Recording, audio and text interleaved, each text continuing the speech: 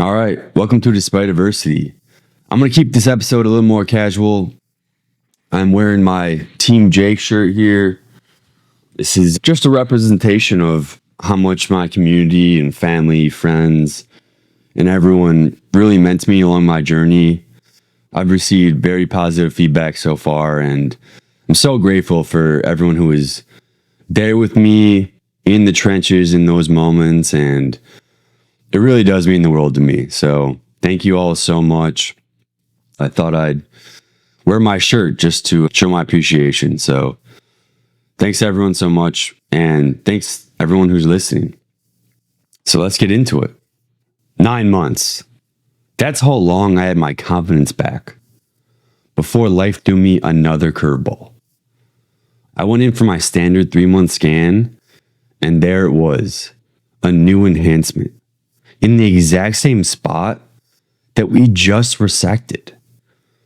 At first, my neurosurgeon hoped it was a blood vessel or some scar tissue. But then we watched it. We waited. And then by my next scan in 3 months, we watched it turn into a larger enhancement that grew right before our eyes. I felt like I was in a psychotic dream. Like, how did this happen again? Realistically, the answer was simple.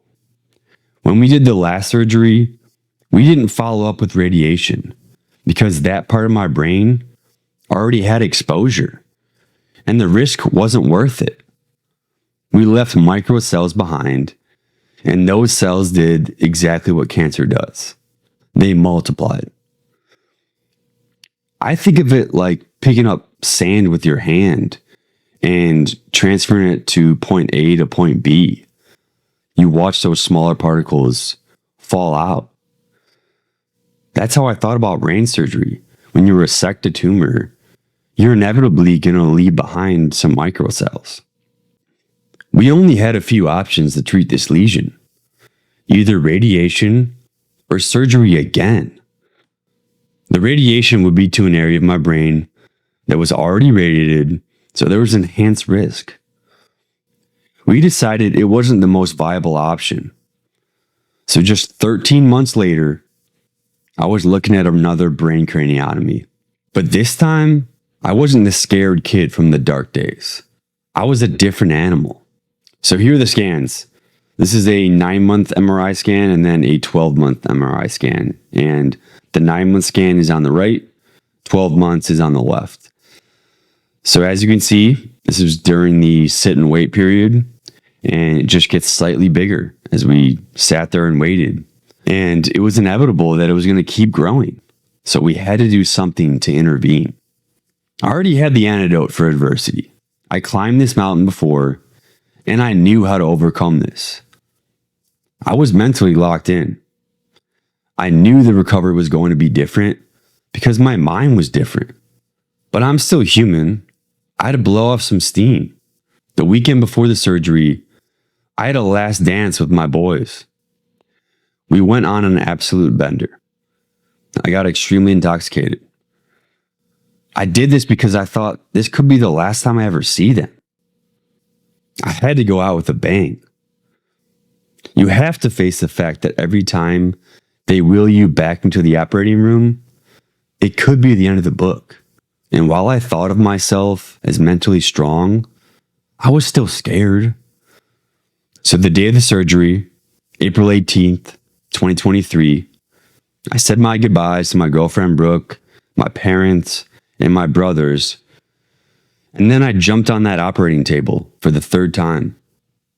I got back to the operating room, terrified, but then had a calmness rush over me just before the surgery. It was just me, my neurosurgeon, the surgery team, and they were just prepping the room, getting ready for the procedure.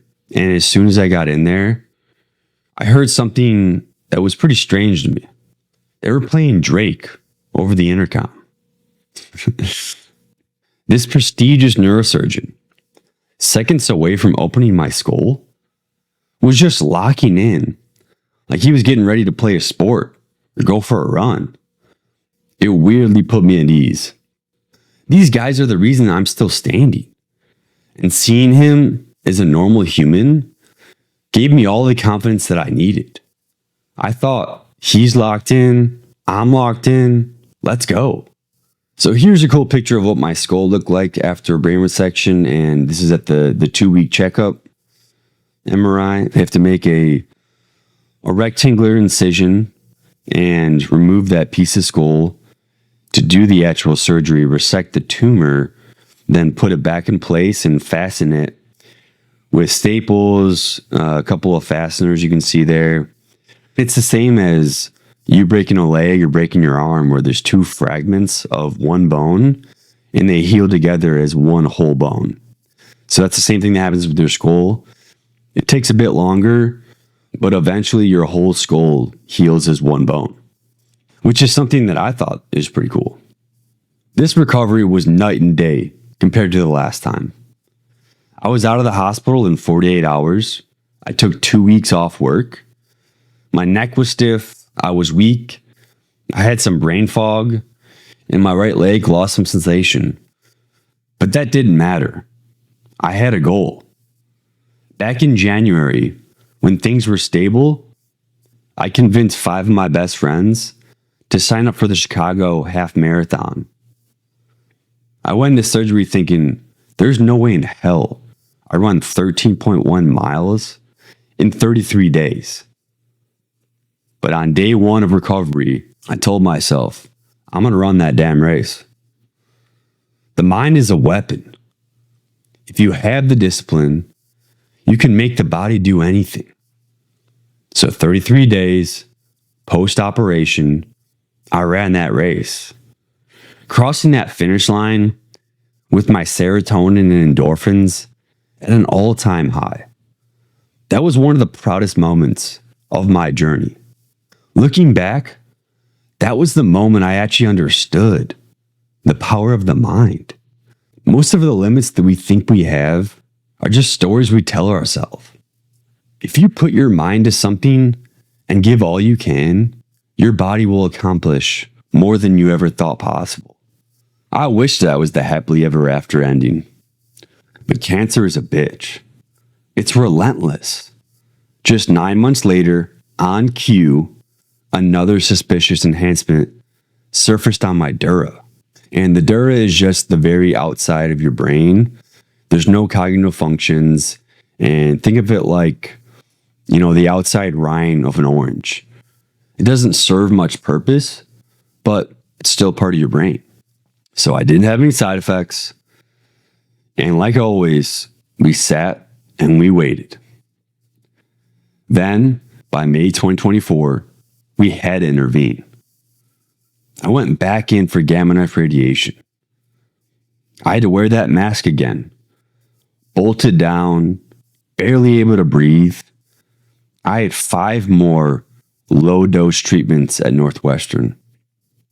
5 days, 2.5 hours each, strapped to a table in a hockey mask. I was collecting these radiation masks like they were jerseys. My doctors called it weeding the garden. They felt the best way to treat these brain tumors was to pluck them as they pop up. So I'm going to pull up an image of the mask, and as you can see, it looks like a hockey mask. There's fasteners on each side and on the top, and you can't move in there, and you can barely breathe. There's a nose hole, and that's it. Otherwise, you just got to keep your eyes shut and pray that it's over soon. So, like I said, I have a handful of these. It's not something that I like to collect, but it's just a reminder of the journey and just see how far I've come. But I got fed up. I was so frustrated with my radiologist, my neurosurgeon, and my oncologist. It felt like they were just playing whack-a-mole with me, only treating what was right in front of them. I was tired of the cycle. I was tired of needing a new treatment every 9 to 12 months. I started asking the hard questions. How many more of these until my speech goes? How many more until I can't move my leg? How many more until my memory fades? Maybe it's already happening and I'm just accepting this as the new norm. I know my luck could only last so long until my quality of life took a hit. I'm looking for the long-term solution that breaks this cycle. Thanks for listening to Despite Adversity. Next time, we're talking about 2024 and 2025 and when my hero called. Stay tuned.